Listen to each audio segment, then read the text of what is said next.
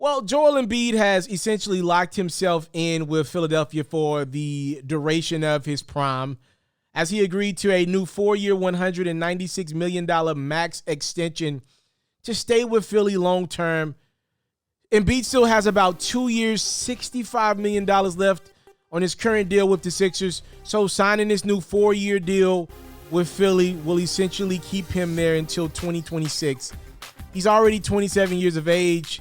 And we're talking about 6 more years. That gets him to 33. I mean, that's his prime. You know what I mean? Especially with the injury history that the big fella has had. Essentially, he is saying, yo, Philly, I'm trusting y'all with the remainder of my good years. Hopefully, we can win a championship here.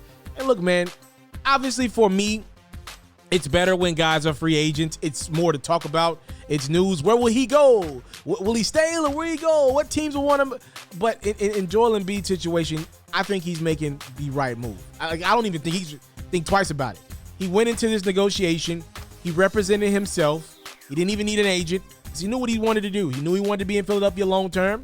He wasn't going to let that little crappy injury clause that was in the last contract be there this time. I'm sure that's pretty much all what he told Philly. Like, yo, make sure that doesn't be in the contract, and y'all got yourselves a big man for the next not only 2 years, but 4 more to that. So 6 years. Embiid locks in with Philly long term. Now, the question obviously is, will this man be able to win a championship in Philadelphia? Because I do believe one championship with Joel Embiid and that Philadelphia 76ers team, I do believe it holds a lot of weight, especially him being the best player on that team. I don't know if he'll ever even get over that hump. I'm looking out east.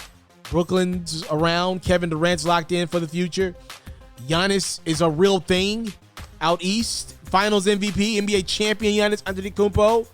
You know, Jason Tatum. You got to believe them boys in Boston going to bounce back. They did some things.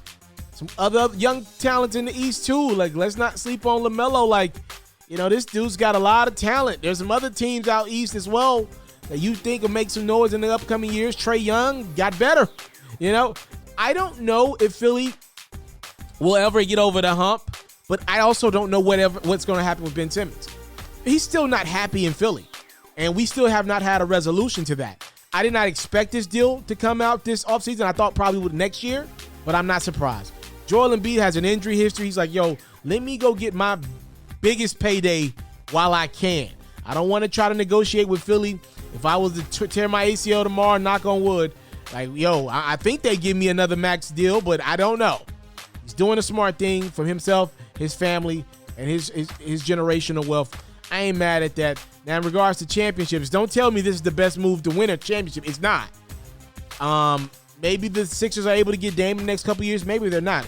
I think that's the biggest thing. For as of right now, Embiid's future to me seems tied to not only getting rid of Ben Simmons, but also bringing in a guard of Damian Lillard's yoke to seriously compete out east.